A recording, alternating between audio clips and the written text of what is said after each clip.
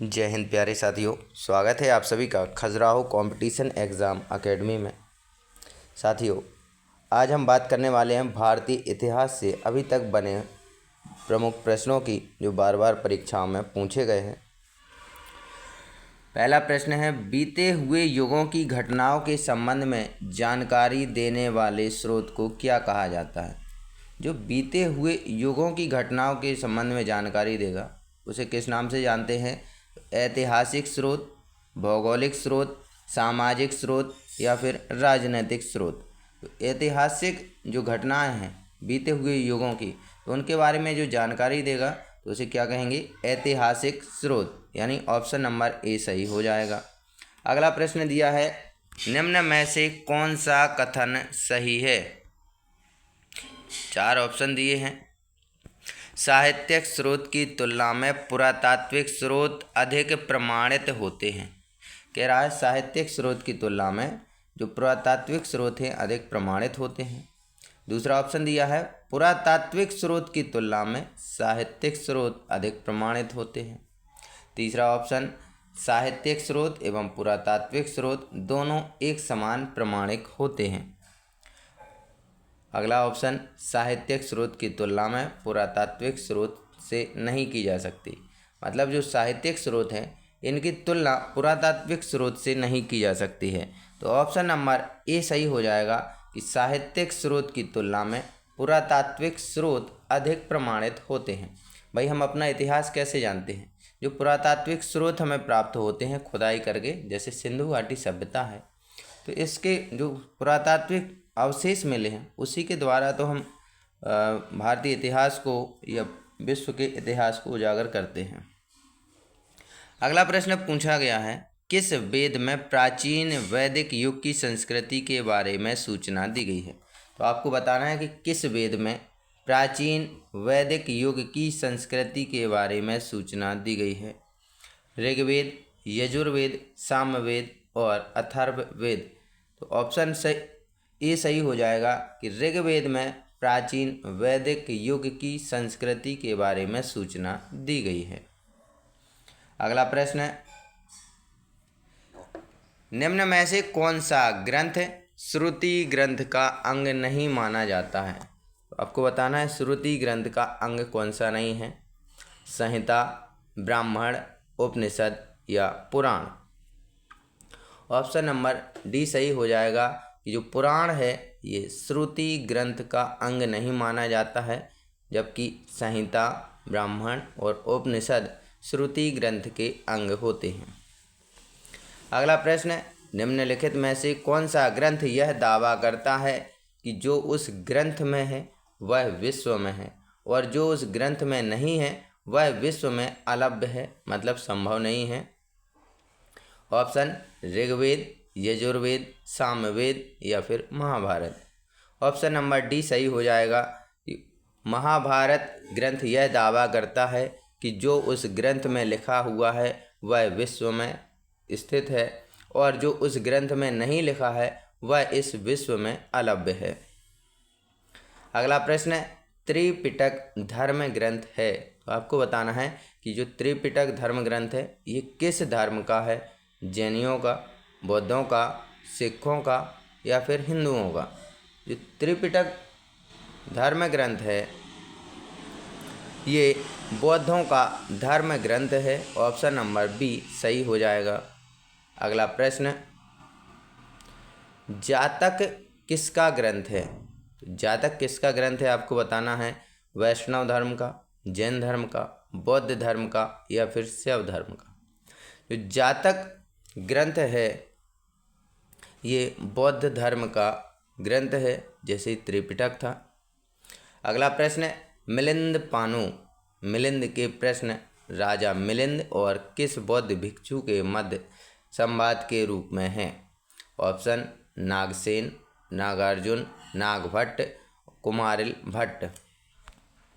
मिलिंद पानु राजा मिलिंद के प्रश्न हैं ये संवाद नागसेन बौद्ध भिक्षु के साथ हुए थे।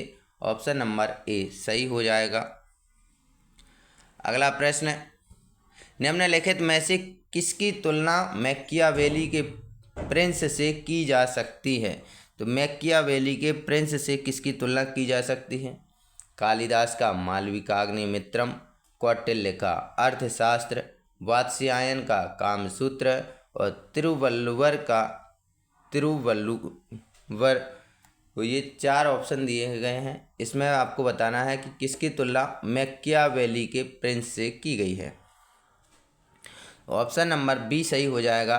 कौटिल्य का जो अर्थशास्त्र है इसकी तुलना मैकियावेली के प्रिंस से की गई है। अगला प्रश्न है, कौटिल्य के अर्थशास्त्र में किस पहलू पर प्रकाश डाला गया है? तो किताब तो कौटिल्य ने अर्थशास्त्र के नाम से दी थी, लेकिन ये अर्थशास्त्र जो पुस्तक थी ये वास्तव में किसके लिए थी? आर्थिक जीवन, राजनीतिक नीतियाँ, धार्मिक जीवन या सामाजिक जीवन। ऑप्शन नंबर बी सही हो जाएगा कि जो कौटिल्य द्वारा रचित अर्थशास्त्र पुस्तक थी इसमें राजनीतिक नीतियों के बारे में प्रकाश डाला गया कि शासन कैसे चलाया जाए। भाई चंद्रगुप्त मौर्य किसके शिष्य थे? तो कौटिल्य, जिसे विष्णुगुप्त या चाणक्य कहा गया है। तो चाणक्य ने चंद्रगुप्त मौर्य के शासनकाल के लिए अर्थशास्त्र नामक एक पुस्तक की रचना की जिसमें राजनीतिक नीतियों के बारे में प्रकाश डाला गया है। अगली पुस्तक पूछ रहा है कि कल्हड़ की पुस्तक का नाम क्या है? कल्हड़ की पुस्तक क्या है?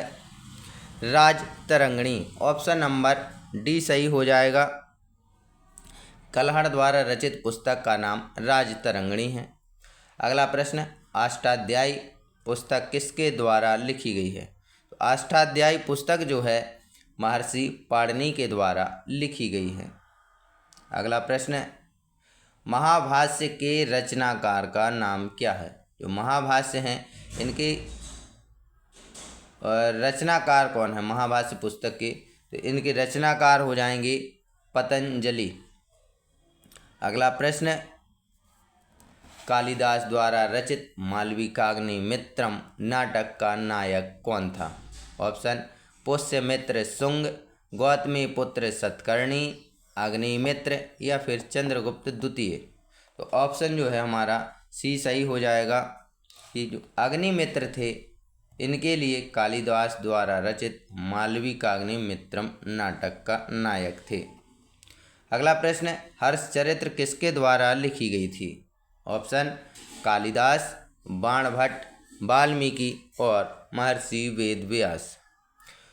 हर्षचरित्र जो पुस्तक है ये बाणभट्ट के द्वारा लिखी गई थी। ऑप्शन नंबर बी सही हो जाएगा। अगला प्रश्न है, विक्रमांक चरित्र के रचनाकार कौन हैं? जो विक्रमांक चरित्र है इसके रचनाकार जो हैं ये बिल्हण हैं। ऑप्शन नंबर बी सही हो जाएगा।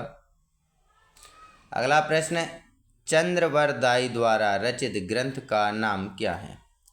Option A Prithviraj Raso, option B Prithviraj Vijay, option C Parmal Raso, option D Visaldev Raso. जो चंद्रवरदाई द्वारा रचित ग्रंथ है इसका नाम पृथ्वीराज रासो था। जो पृथ्वीराज चौहान के साथ एक कवि थे और ये हर युद्ध में कविताएं लिखते थे ताकि उत्साह सैनिकों में और राजा में बना रहे।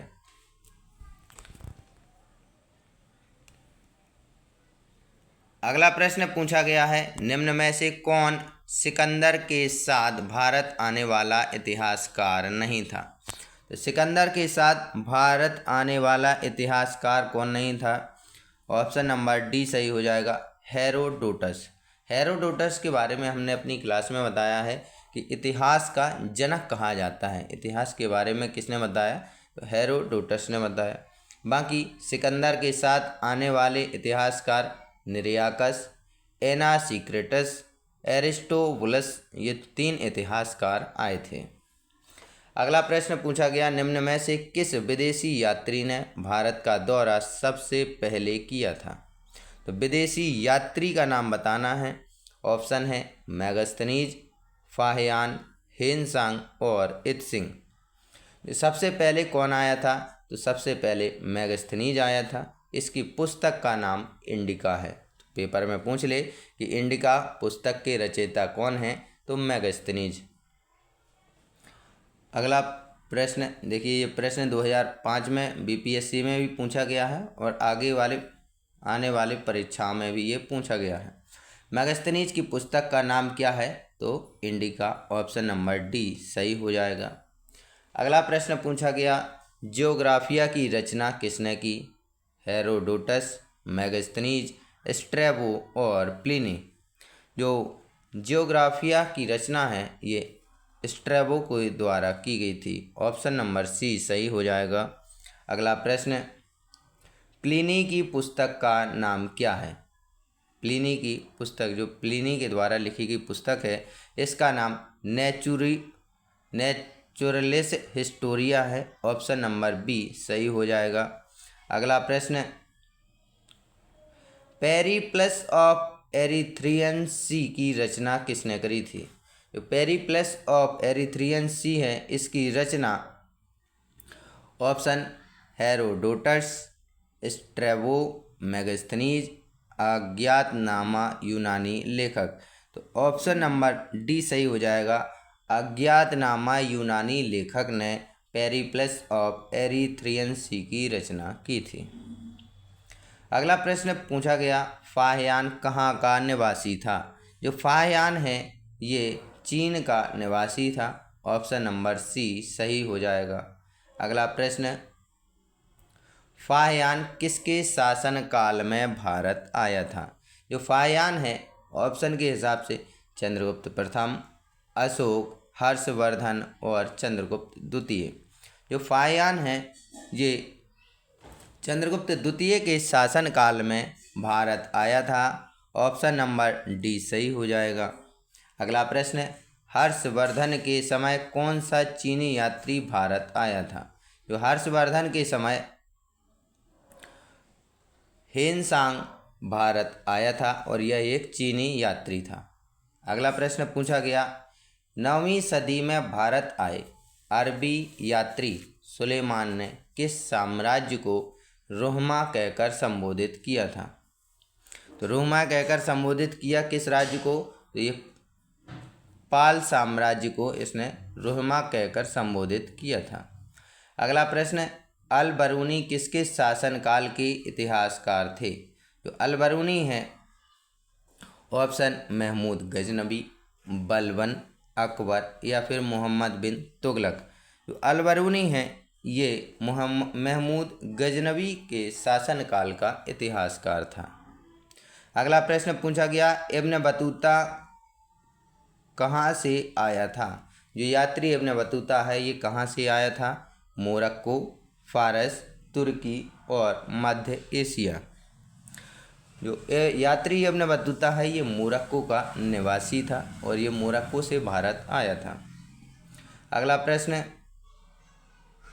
दक्षिण अफ्रीकी यात्री इब्न बतूता किसके शासनकाल में भारत आया था? तो ये मोहम्मद बिन तुगलक के शासनकाल में भारत आया था। अगला प्रश्न, फारस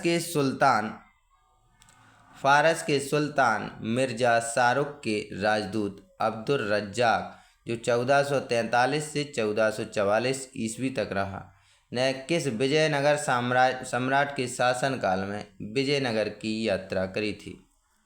तो फारस का सुल्तान मिर्जा शाहरुख का राजदूत था अब्दुल रज्जाक। इसने कृष्णदेवराय द्वितीय के शासनकाल में विजयनगर की यात्रा की थी। ऑप्शन नंबर बी सही हो जाएगा। अगला प्रश्न, भारतीय पुरातत्व सर्वेक्षण की स्थापना कब की गई थी? भारतीय पुरातत्व सर्वेक्षण की स्थापना वर्ष 1800 ईस्वी में की गई थी। ऑप्शन नंबर बी सही हो जाएगा। अगला प्रश्न, भारतीय पुरातत्व का जनक किसे कहा जाता है? जो भारतीय पुरातत्व का जनक है ये अलेक्जेंडर कनिंघम को कहा जाता है। अलेक्जेंडर कनिंघम कब सबसे पहले सिंधु घाटी सभ्यता पहुँचे? इन्होंने कब सिंधु घाटी सभ्यता की मोहरों को जारी किया? इसके बाद बड़ी संख्या में किसने सिंधु घाटी सभ्यता की मोहरों को जारी किया? इन सब के बारे में हमने विस्तृत चर्चा अपनी क्लास में, इतिहास की क्लास में की है। आप जाकर पूरी इतिहास की क्लास देख सकते हैं कि किस तरह अलेक्जेंडर सिंधु घाटी सभ्यता पहुँचे, वहाँ की मोहरों को जारी किया। अगला प्रश्न है, निम्नलिखित विद्वानों में से हड़प्पा सभ्यता का सर्वप्रथम खोजकर्ता कौन था? तो हड़प्पा सभ्यता का सर्वप्रथम खोजकर्ता दयाराम साहनी थे। ऑप्शन नंबर डी सही हो जाएगा। अगला प्रश्न, हड़प्पा सभ्यता की खोज किस वर्ष की गई थी? जो हड़प्पा सभ्यता है इसकी खोज वर्ष 1921 में दयाराम साहनी के नेतृत्व में की गई थी और दयाराम साहनी एक भारतीय पुरातत्वविद थे। ऑप्शन नंबर बी सही हो जाएगा। अगला प्रश्न,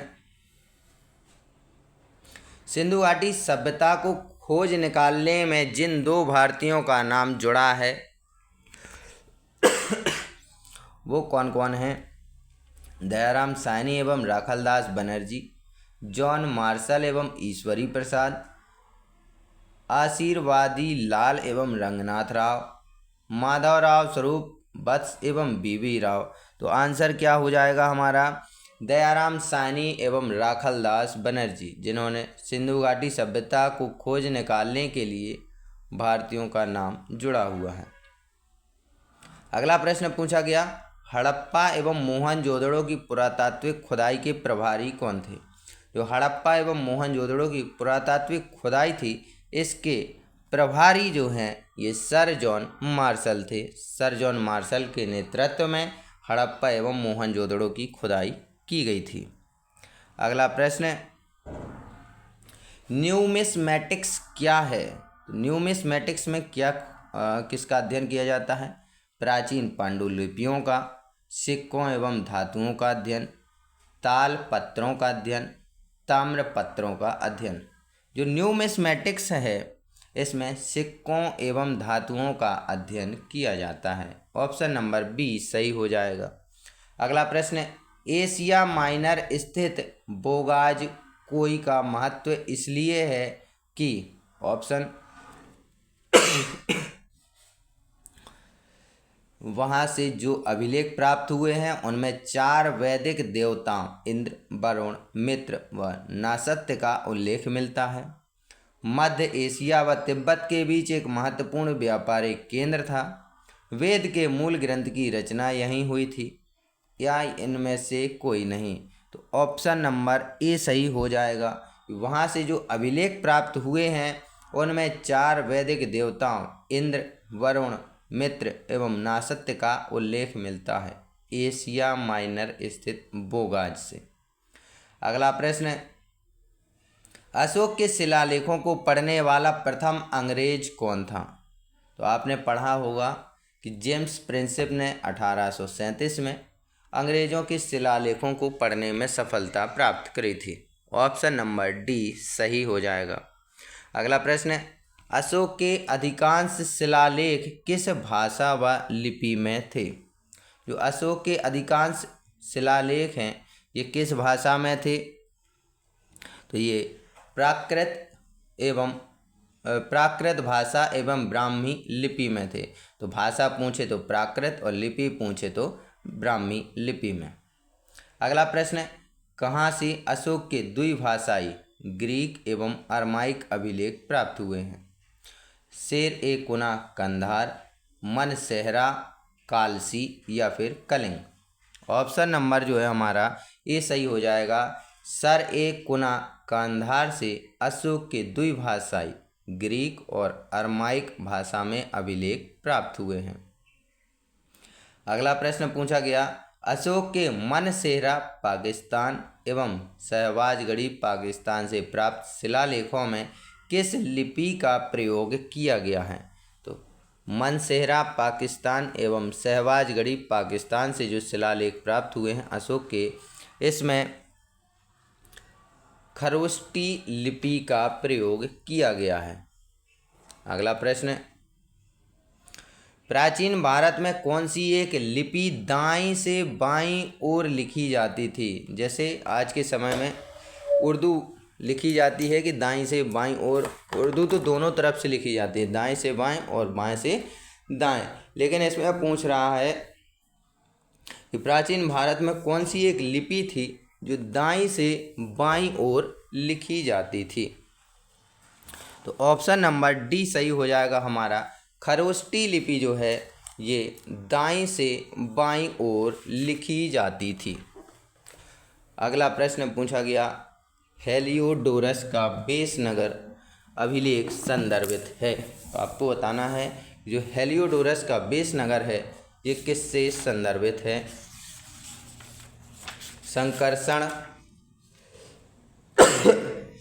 संकर्षण तथा वासुदेव से, संकर्षण तथा प्रद्युम्न से, संकर्षण प्रद्युम्न तथा वासुदेव से, या फिर केवल वासुदेव से। तो ऑप्शन नंबर डी सही हो जाएगा, केवल वासुदेव से हेलियोडोरस का बेस नगर अभिलेख संदर्भित है। अगला प्रश्न पूछा गया, निम्नलिखित में से कौन सा अभिलेख कलिंग नरेश खारवेल से संबंधित है। ऑप्शन हाथी गुम्फा अभिलेख, जूनागढ़ अभिलेख, नानाघाट अभिलेख, या फिर नासिक अभिलेख। ऑप्शन नंबर ए सही हो जाएगा। हाथी गुम्फा अभिलेख में कलिंग नरेश खारवेल से संबंधित वर्णन मिलता है। अगला प्रश्न, सर्वप्रथम भारत में विशुद्ध संस्कृत भाषा में लंबा अभिलेख किस राजा द्वारा जारी किया गया है। तो सर्वप्रथम भारत में विशुद्ध संस्कृत भाषा में लंबा अभिलेख राजा शक क्षत्रप रुद्रदमन द्वारा जारी किया गया है। तो संस्कृत भाषा में लंबा अभिलेख है विशुद्ध संस्कृत भाषा में। ऑप्शन नंबर बी सही हो जाएगा। अगला प्रश्न पूछा गया, काव्य शैली का प्राचीनतम नमूना किसके अभिलेख में मिलता है। जो काव्य शैली का प्राचीनतम नमूना है ये रुद्रदमन के प्राचीनतम अभिलेख में मिलता है। अगला प्रश्न, निम्नलिखित में से किस अभिलेख में चंद्रगुप्त मौर्य और अशोक दोनों का उल्लेख किया गया है। तो चंद्रगुप्त मौर्य और इसका जो नाती था अशोक, इन दोनों का उल्लेख किस अभिलेख में मिलता है। ये अभिलेख हो जाएगा हमारा महाक्षत्रप रुद्रदमन का जूनागढ़ अभिलेख, जिसमें चंद्रगुप्त मौर्य और इसके नाती अशोक दोनों का उल्लेख मिलता है। अगला प्रश्न,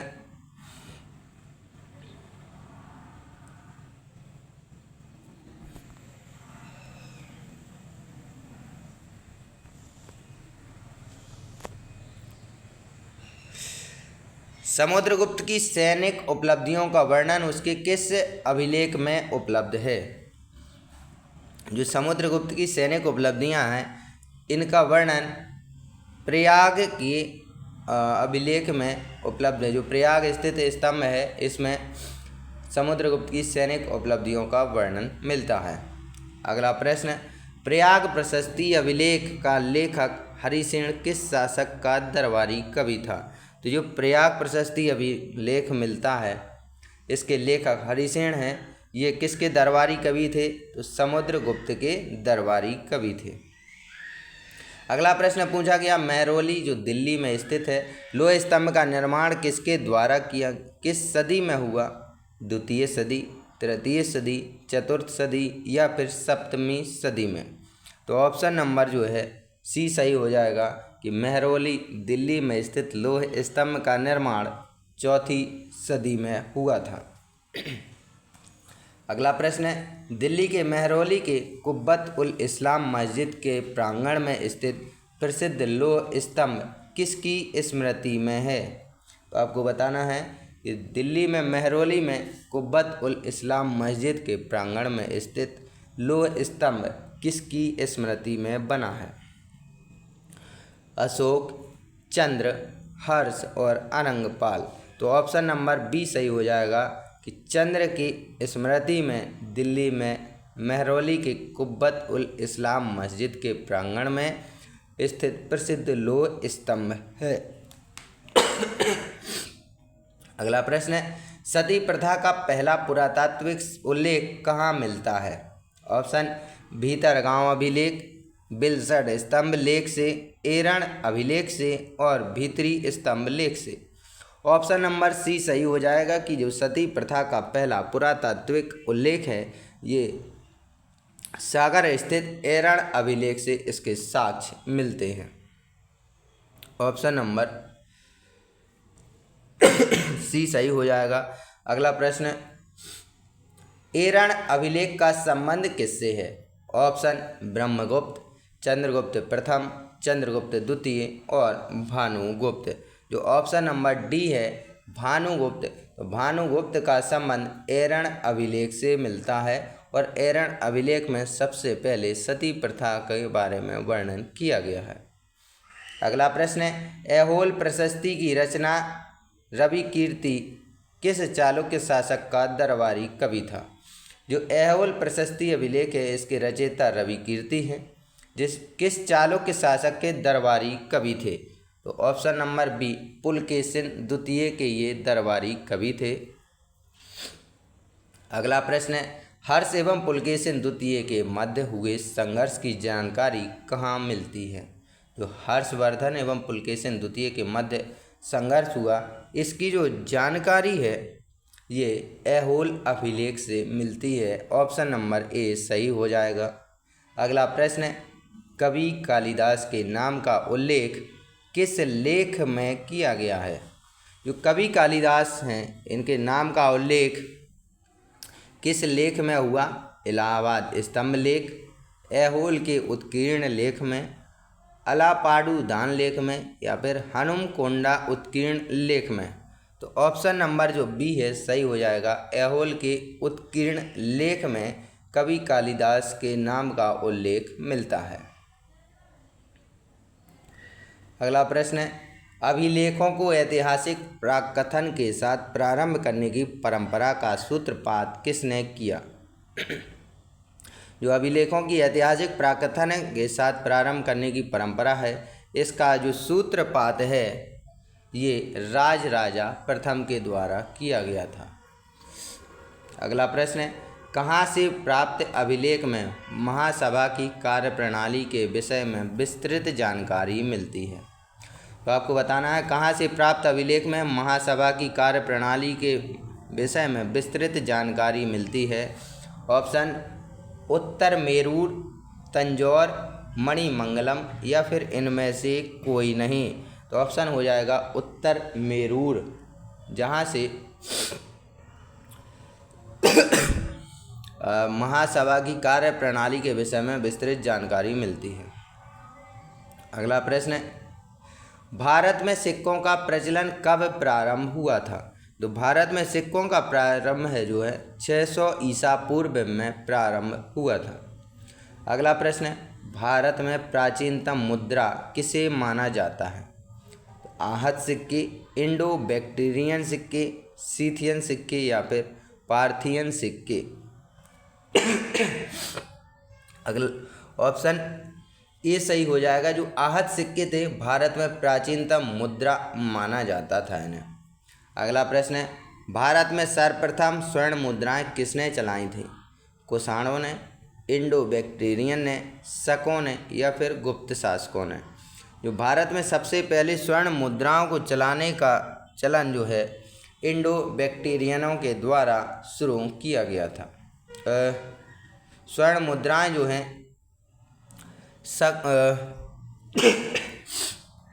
इंडो बैक्टीरियनों के द्वारा चलाई गई थी। अगला प्रश्न है, निम्नलिखित में से किसने सोने के सर्वाधिक सिक्के जारी किए थे? सोने के सर्वाधिक सिक्के जारी करने वाला कौन था? ऑप्शन कुषाण, इंडो बैक्टीरियन, शक और गुप्त। जो सोने के सर्वाधिक सिक्के जारी करने वाले कुषाण शासक थे। ऑप्शन नंबर ए सही हो जाएगा।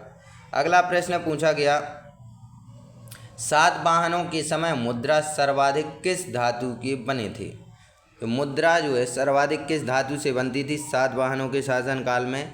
तो ये सीसा धातु की बनाई जाती थी। ऑप्शन नंबर ए सही हो जाएगा। अगला प्रश्न पूछा गया, निम्न में से किसने बड़े पैमाने पर स्वर्ण मुद्राएं चलाई थीं? ऑप्शन ग्रीक वासियों ने, मौर्यों ने, कुषाण शासकों ने या फिर शुंग शासकों ने। तो ऑप्शन नंबर सी सही हो जाएगा कि कुषाण शासकों ने बड़े पैमाने पर स्वर्ण मुद्राएं चलाई थीं। अगला प्रश्न, सोने के सिक्के सर्वाधिक सिक्के किस काल में जारी किए गए थे? सोने के सर्वाधिक जो सिक्के हैं ये किस काल में जारी किए गए थे? ऑप्शन कुषाण काल में, गुप्त काल में, मौर्य काल में या फिर यवन काल में। तो ऑप्शन बी सही हो जाएगा, गुप्त काल में सोने के सर्वाधिक सिक्के जारी किए गए थे। अगला प्रश्न, निम्नलिखित में से किस स्थल से रोमन सिक्के मिले हैं? तो आपको बताना है रोमन सिक्के कहाँ से प्राप्त हुए हैं। ऑप्शन दिल्ली, आगरा, जयपुर या फिर अरिकमेडु। तो ऑप्शन नंबर डी सही हो जाएगा कि अरिकमेडु से हमें रोमन सिक्के मिले हैं। अगला प्रश्न, भीमबेटका किसके लिए प्रसिद्ध है? गुफाओं के शैलचित्र, खनिज, बौद्ध प्रतिमाएं, सोन नदी का उद्गम स्थल। तो आपको बताना है कि भीमबेटका किसके लिए प्रसिद्ध है। 4 ऑप्शन दिए गए हैं, आपका आंसर हो जाएगा जो भीमबेटका है ये गुफाओं के शैल चित्रों के लिए प्रसिद्ध है। बौद्ध गुफाएं भी पाई गई हैं सांची रायसेन में, लेकिन जो भीमबेटका है ये पूछा गया है तो इसमें जो है गुफाओं के अंदर पत्थरों पर शैल चित्र बने हैं। शैल का मतलब होता है पत्थर, और पत्थर पर चित्र बनाना, तो गुफाओं के शैल चित्र के लिए भीमबेटका प्रसिद्ध है। अगला प्रश्न, प्राचीन काल में भारत के लोग बर्मा को किस नाम से जानते थे? बर्मा को सुवर्ण भूमि के नाम से जाना जाता था और आज के समय में बर्मा को म्यांमार के नाम से जाना जाता है। 3 नाम हैं, पहले सुवर्ण भूमि कहा गया, फिर बर्मा कहा गया और वर्तमान में अब म्यांमार के नाम से ये जाना जाता है। अगला प्रश्न, अंकोर वाट का मंदिर कहाँ स्थित है? तो आपको बताना है अंकोर वाट का मंदिर कहाँ स्थित है। ऑप्शन वियतनाम, तिब्बत, इंडोनेशिया या कंबोडिया। ऑप्शन डी जो है सही हो जाएगा कि अंकोर वाट का मंदिर कंबोडिया में स्थित है। अगला प्रश्न, प्लिनी की मूल कृति नेचुरल हिस्ट्री किस भाषा में रचित है? तो प्लिनी की मूल कृति है नेचुरल हिस्ट्री, ये किस भाषा में रचित है? ऑप्शन ग्रीक, लैटिन, फ्रेंच या फिर इंग्लिश। तो ऑप्शन नंबर बी सही हो जाएगा। जो प्लिनी की मूल कृति नेचुरल हिस्ट्री है ये लैटिन भाषा में रचित है। अगला प्रश्न पूछा गया, चचनामा सिंध का इतिहास है और मूल रूप से किस भाषा में लिखा गया है? जो चचनामा नामक पुस्तक है इसमें सिंध प्रांत का इतिहास है और यह मूल रूप से अरबी भाषा में लिखी गई है। अगला प्रश्न पूछा गया, भारत के सांस्कृतिक इतिहास के संदर्भ में इतिवृत्तों, राजवंशीय इतिहासों तथा वीर गाथाओं को कंठस्थ करना निम्न में से किसका व्यवसाय था? जो भारत के सांस्कृतिक इतिहास के संदर्भ में इतिवृत्तों, राजवंशीय इतिहासों तथा वीर गाथाओं को कंठस्थ करना किसका व्यवसाय था? ऑप्शन श्रवण, परिव्राजक, अग्रहारिक या फिर मागध। ऑप्शन नंबर डी सही हो जाएगा।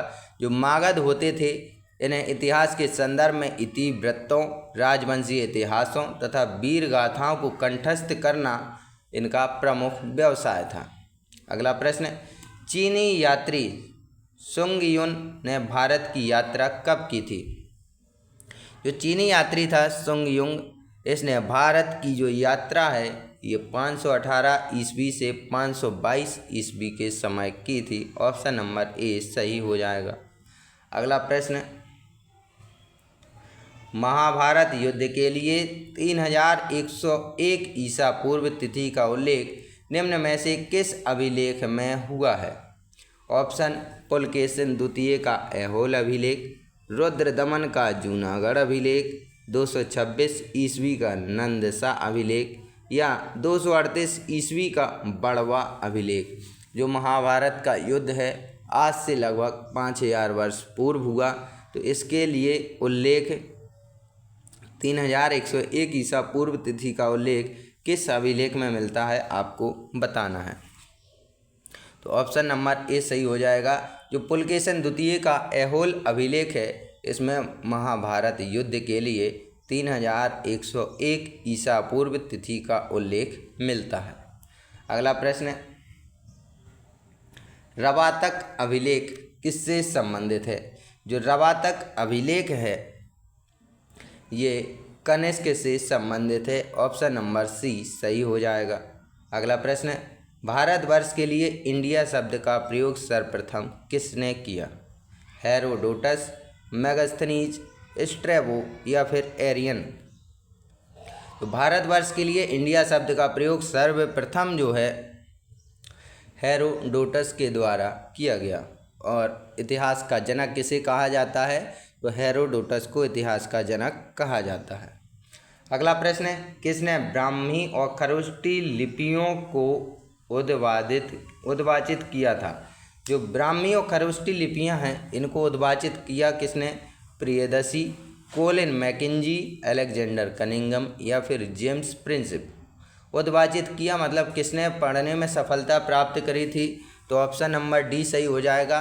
जो जेम्स प्रिंसिप थे इन्होंने वर्ष 1837 में अशोक के जो शिलालेख हैं, अभिलेख हैं, उनमें पढ़ने में सफलता हासिल की थी, जिसमें ब्राह्मी और खरोष्टी लिपियों में ये स्तंभ अभिलेख थे।